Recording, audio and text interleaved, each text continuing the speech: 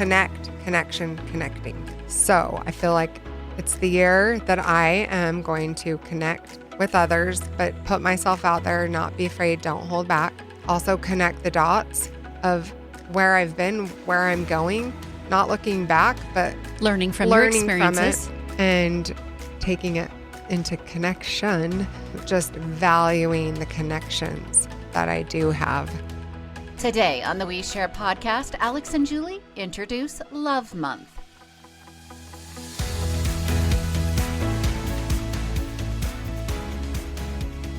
Welcome to the We Share podcast. I'm Julie. I'm Alex. We share ourselves and we provide a platform for others to share. We believe everyone has a purpose and a story to tell. And we're back on the We Share podcast. I'm Julie. And I'm Alex. It's Love Month, Alex. It is Love Month. We love love. We share the love. We do love love. Yeah. We wanted to take a moment to just put it out there that there's so many ways to have love in the Love Month above and beyond romantic love. Yes. So we thought it would be a great idea for us to just chat about some of those ways where you can love yourself, you can love others, and it doesn't have to be all of the, you know, the ooey gooey romantic. Right. Lingerie. Yeah. Lingerie. Who has time for lingerie? It's just one more thing I have to wash. Yeah. What? But like really matters of the heart, right? Mm-hmm. Love is so multifaceted. Yes. And couldn't agree more. We're going to cover it all. Let's start with the fun side, and then we'll end with the a little bit more serious side. So we'll start fun. Okay. So I was doing a little searching. Love in non-romantic ways. And I ran across a concept called the kindness boomerang. And once I read this, I went, oh, I actually did this in my house. I just was not so cute with the phrasing You of just it. didn't call it the kindness boomerang. Yes. Hey, the kindness boomerang's going to hit you, kids, if you don't watch out. So what I used to say to my children is you get what you give in this world. And that it rings true for work. It rings true for like service. It rings true in love. If you want to be loved, you've got to be loving back. Mm-hmm. Like you've got to start the love. So I used to just say you get what you give, but I kind of like the kindness boomerang. So Alex, is there times in your life where you have really felt the kindness boomerang happen for you? I feel like almost daily, right? Yeah, every day there's some sort of kindness boomerang, but I also think it's because I'm showing up differently. Mm-hmm. If I were to look back at some of the years that were really dark, I wasn't maybe putting myself out there or contributing. So, and I hate to tie church in this, but I will say when you are in the habits of doing service, and a lot of times church will help give you that opportunity. Well, it provides a ground for that to happen. So if you're doing that, then I think you're just naturally going to reap some benefits from that. But I would say all the time. Yeah, there's just kind people out there. I feel like it especially happens for me in like crowd situations, retail situations. When you're good to somebody, like move over for them so they can get through at the grocery store, or holding the door at the gym. I always hold it for people, but the times people hold it for me, I'm always like, thank you. Yeah, I think that's a really obvious and a quick return one. Mm-hmm. But when I was reading up on the kindness boomerang, it was a warning in there that sometimes it's going to take a while for it to come back. The boomerang is not always immediate. And I would say that's really true when you're raising teenagers. Oh, yeah. The boomerang takes a minute. But sometimes it just comes back when they want something. Right. And it might feel really empty, but I promise, as somebody who with adult children now, you have adult children and you still have a teenager, so you're in between those two, you're sandwiched. You might have to wait years for that to work its way back around. But if you're good to your children and you treat them with respect, it will come back around. Yeah, it pays dividends. Mm-hmm. If you're not good to your children and they don't come back around, then you've just denied yourself grandkids and all the beautiful things in life. And I would also say in the parenting realm, don't mistake being good for your children, giving them everything. Right. No. Yeah. That doesn't mean just being a yes. Yes. It means yes, emotionally being good to them. Not hypercritical, letting them make choices, understanding that once they become an adult, you have to let them do adult things, even if it's something you wouldn't do. All of those are a form of respect between adults, but also still loving and guiding, and I'm here for you when you need me, those kind of things. Right. And also being the adult, but leading by example. I mean, I can say there's times I maybe did less than my best.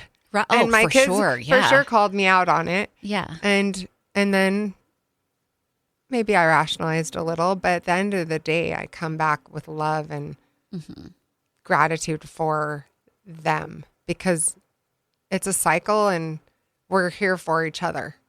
Like, we picked each other. They're going to get the best out of their life because I'm their mom. I truly believe that. And I'm going to become the best I can be because they're my kids. Right. And if you just like approach every day with that, then the little things that happen, they're not that big of a deal. Yeah. I think the kindness boomerang also includes showing respect and love by saying you're sorry. Oh, yeah. Because I've done things with my kids that I'm like, that wasn't the best. And if you're very mature and emotionally regulated about it, and you say, hey, look, that wasn't my best. Like you said, sometimes you didn't show up with your most authentic self or your best self for them. That's going to happen because we're humans. Yeah. So if you make sure that you apologize for that and let them know, hey, this wasn't the best of times for us. I'm really sorry. I want it to be better. And I'm going to commit to you right now that I won't show up that way again, or whatever the situation. I believe the boomerang comes back. Yes. I agree. Yeah. I'm going to buy a boomerang, I think. As a little reminder. Yeah, it would be a cute necklace. I mean, Australian Open just ended. Like, I've been watching that. And then, I've just been thinking about Australia a lot because I've been watching a lot of Australian Open tennis. But well, tennis is so appropriate for Love Month. Yes, it totally works. Actually, it's just, great segue without even trying. I mean, maybe it's because I was on the courts this morning and I have a match later tonight, but I do love tennis, and it's a game of love for sure. Yeah. Start off totally with is. love all. Yeah. So, okay. Okay, the next one, the mirror test. This is hard. Have you ever stood in the mirror and actually complimented yourself or said, I am, and then followed it up with something positive? I have, only because of Mel Robbins. When she started that whole movement, I've always been into the phrase, I am. That's my license plate, is I am that I am. So but you do need to speak positive words to yourself. And then in teaching at Superfly, I always taught people to say, I am strong, I am beautiful. And if you program your mind to hear those good words about yourself, it truly will resonate within you. And I believe that. And you'll start to show that. But if you speak poorly to yourself, that dark cloud will just come in. It will. Yeah. And people will feel your energy. So you got to speak love into your body, mind, and soul, even if you don't feel it on certain days. They have actually had an additional study above and beyond that if you'll call yourself by your first name, so instead of I am, you say, Julie, you are. So if you add that at the beginning, Julie, or you would be like, Alex, you are actually creating an even stronger tie, an even stronger identity tie of who you are. And it has been proven that it even is stronger with whatever message you give yourself. That's interesting, because I will say I do the I ams, but the only time I say Alex is when I'm mad at myself. See, so it has so much weight. I'll be like, Alex, what the crap? Yeah. You know better than that. Or road rage, someone pulls over, Alex, it's not that big a deal. So try You're that. not in a hurry. If I am is more comfortable for you, stand in front of the mirror and say, maybe you're headed for a big job interview. Yeah. You look in the mirror and you say, I am skilled. Yeah. But the even stronger version would be, Julie, you are skilled. Julie, you got this. You're going to nail this interview. And if you don't, you're too good for them. Right. There you go. That's perfect. Yeah. Or in Love Month, if you're trying, you're out there dating again, you would say, I am a valuable person that is desirable, and I will find the person that I'm looking for. And then you don't go into a date feeling like I'm not good enough for this. I'm not. Right. Yeah. I had a girlfriend that I met through golf. She's awesome. And she always said, remember, you're a high value woman. Mm-hmm. Tell yourself you're a high value woman, because if you tell yourself that, then when something of a low value connects or comes at you, you'll be like, oh, that's of no value to me. That's not in alignment. Yeah. So try it in the mirror. If you're listening, try it in the mirror. It's a lot harder than you think, because you have to actually look yourself in the eyes. So that's a little difficult, but do it. And I totally believe in this. When I am about to enter a tough interview for my morning job, or I feel like I've got a really overwhelming day that's full, I will do a positive affirmation. I will say, Julie, you got this. It's going to be a long day. Of course it's going to be a long day. That's okay. You got this. Go after it. It's going to be great. And then I start to line out what I'm going to do for the day. And what a good way to start any activity that you're doing. Start with positivity. I love that. Okay. And love. Then the last one, which is the kind of the deeper one, which in this month of love, sometimes we have to face a concept of loving others when they're hard to love. Oh, yeah. It's not always easy to show love, especially when somebody is maybe doing something that's crossing some boundaries. Yeah, or hurting you. Hurting you in some way, or they've done something in their own life that you're going to have to provide a lot of grace for. So have you had any situations where you could give advice on when you have been able to show love when it's hard to love somebody? I would just say, obviously, with kids, because, without going into detail, there's been hard things that have happened, but so much growth and good things from hard to love. I can just fresh on my mind is this book. I don't want to say it wrong. I always forget titles. Reminders of Him. So Colleen Hoover, shout out again. It's going to be coming up in a major motion picture again. So my earbuds won't stay. I don't want to give the book away, but I do want to say I recommend it. And I think the movie will be really good, but the beginning is no secret. The mom ends up being in a car accident with, she is the mom, but they were college lovers, girl and a guy, end up being in a car accident. They went and had some beers and were at the lake, and it was his idea, and he drank too much. And so he asked her to drive, and she probably wasn't good enough to drive. She'd never driven on gravel roads, and ended up getting in a car accident. She couldn't get him out of the car. She thought he was dead. She couldn't find phones. She ended up leaving the scene and making it home. She doesn't even know how. She walked. She had one shoe. There's the darkness from it. But because she was so broken and depressed from losing him, he died. However, they said she fled the scene, and he actually, when the cops got there, he had a pulse, and so they felt like she abandoned him. But she didn't even have the strength to fight and explain her side of the story. So her silence ended her up in jail for 5 years. Vehicular manslaughter or whatever. She ended up being pregnant, and she didn't even know that. So then the family took the baby. So that's the beginning. And then it's her journey of it starts out basically she's getting out of prison, and she wants to go find her daughter, her child. Yeah. And how hard it is to the dynamics of that family hating her because they took their only son.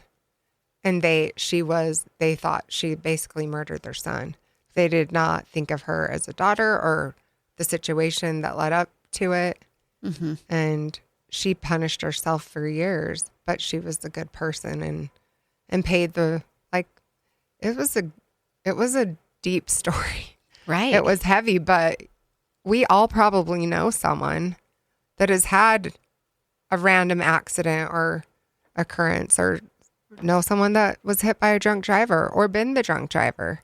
Like, we're all connected. And so it's choosing to love it, but you got to choose it. I think it's easier to hate, but if you choose hate, it hurts you more. So this made me think of Christopher Tapp and how his story played out. The victim's mother, the victim was Angie Dodge. The victim's mother totally believed in the beginning that Christopher Tapp did it because he confessed. And then it's been clear now, 20 years later, A, he didn't do it, B, he wasn't there. And they have the actual killer via DNA who has now said, yep, I did do it in prison. But I can't imagine how it was for her those early years to probably hate that man so much. Oh, yeah. Then the realization that he didn't do it, and she knew he didn't do it, and then she found love for him. Well, you could still hate him because he confessed to it even if he didn't do it. Right. But she chose love instead. I've always looked up to that woman because I can't even imagine what that would be like to know what horror your daughter went through. And then that horror was transferred to you through a trial. And then you end up loving the man and taking and acting as a mother figure to the man who confessed to killing your daughter. That's essentially what she did in the book. Her attorney wanted her to plead not guilty because he's like, we can win this. Like you guys were both under, like, it was an accident, but she was so devastated from losing him, and she didn't know she was pregnant. She said if she knew she was pregnant, she's like, she didn't want to be alive. Like, she actually walked in front of 3 different cars hoping they would hit her because she thought he died at the scene. She didn't know how she got home. Wow. So just the weight of that, and like, it's so sad. But she's amazing. She made it out and did the work, and yeah, you'll have to read it or go watch the movie because it's good. I think sometimes we see a far less sensational version of this, but still very important to people. And they'll create these boundaries. I think the boundaries are great.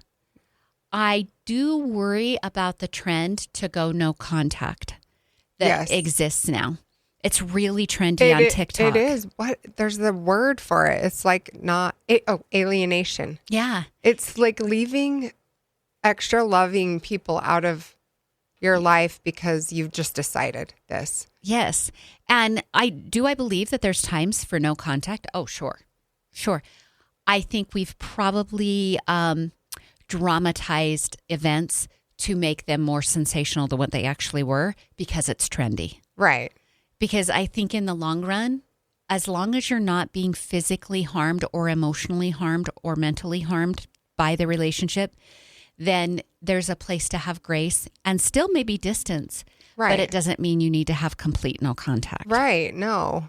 People change and grow. Like, provide opportunities for that.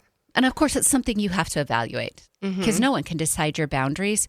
But I would just be super careful when we're talking about love about not creating such a big boundary just simply because other people are doing it. Right. And your situation is yours. I don't know if it was Art McCracken. We were talking about him earlier.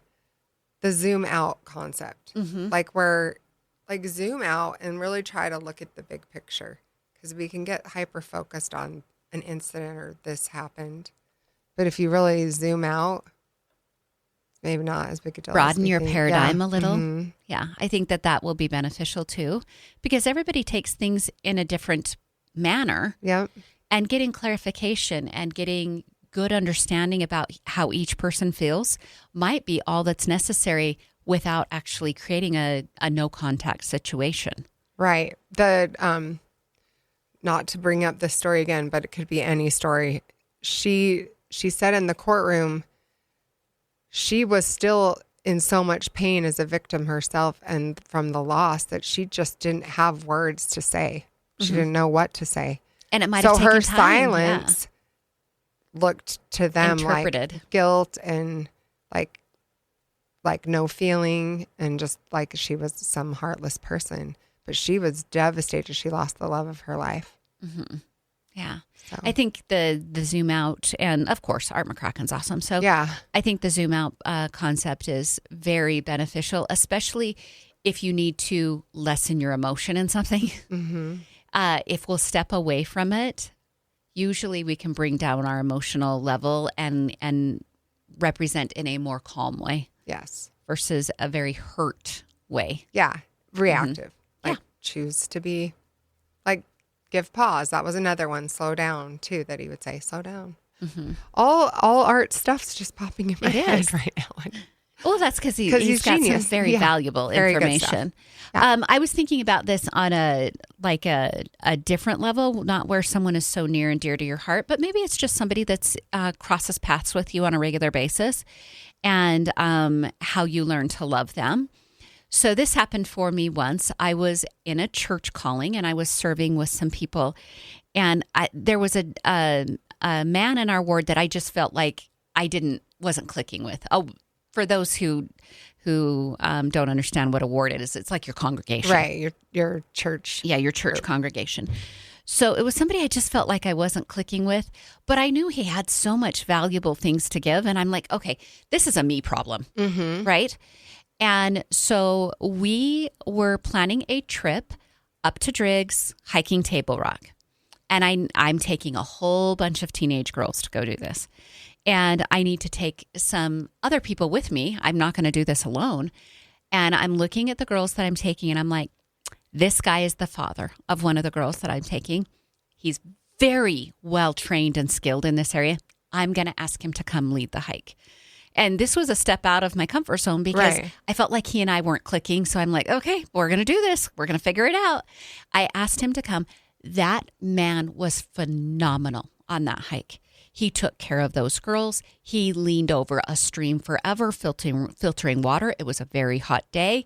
We were moving slower than what I would have been moving or what he was moving because we were more in shape than some of the girls. Yeah. But you move at the speed of your slowest hiker. And the point of the hike was for these girls to have success. He made it so the girls had a successful day. I had so much love and respect for that man after that hike that I would have never had I not zoomed out and gone, Julie, give it a shot. Right. He's got the skill. Let him do this. And I was so grateful that I did. I think he's awesome. Like, I just needed to maybe create a fertile ground for us to have a good relationship. Give him an opportunity to serve. Yes. And then I found something I absolutely loved about him. I love that. Yeah. So I wish I had a story to share. Yeah. You probably do. Yeah. That's just one that came to my mind. So, when we're talking about loving others when they're hard to love, this might just be a coworker. Yeah. That you need to give a chance to. Or, just somebody, maybe it's a neighbor. I'm so lucky. I love all my coworkers. We really do work at a great place. The greatest coworkers. We really do. I think it's kept me here as long as it has. Yeah. Because I wouldn't have thought I'd be here this long, but I just love everyone I work with. So yeah, it's good. You know why I think? Because I think we have a group of coworkers that lets everybody be who they are. Yeah. And appreciates them for their individuality. And maybe that's a radio thing here because there's so many years of successful time behind these people. Right. So maybe it's just a radio thing that we've cultivated here. I don't know. Hopefully it's happening in other businesses. But we have so much talent and I don't feel like, or at least I don't see egos fighting, which is so nice that they get along and everyone brings their own talent to the table. Yeah. Yeah, I think so too. I'm just lucky for that. So I know I also wanted to, we never did our word of the year. Okay. So let's pick our words. Well, what if I haven't picked one? Oh, well. You tell me what your word is. Okay. So I was trying to, do you remember what you did last year? Because I remember I had alignment and being bold.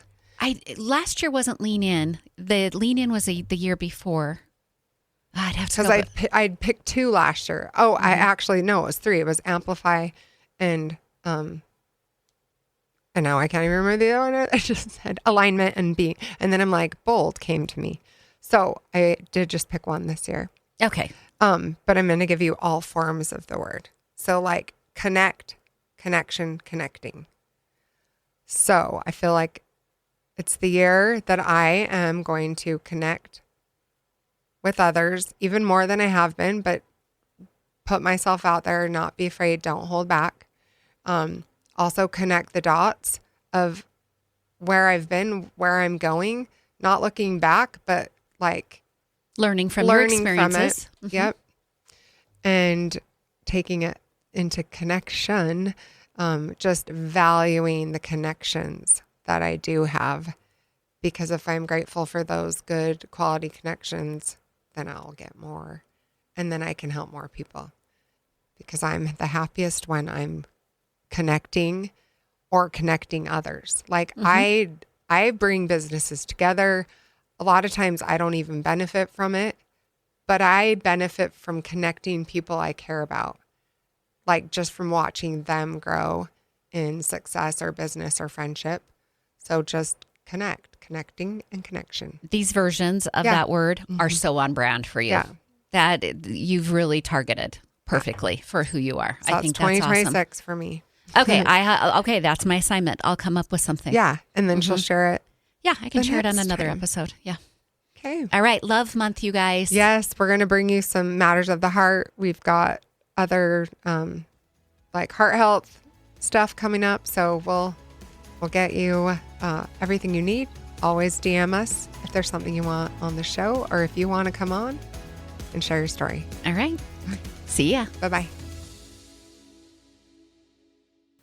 Thanks for joining us today on the We Share podcast. If you've loved what you've heard, please give us a 5-star rating, tell your friends, and share this show. You can also follow us for recipes, lifestyle and fashion tips, book reviews, and more on WeSharePodcast.com. Join our Share Squad and sign up for our newsletter there. We would love to connect with you. We share on TikTok, Pinterest, Facebook, and Instagram. Give us a follow. A big goodbye squeeze and sending you all our love from Alex and Julie. Join us next week on the We Share podcast.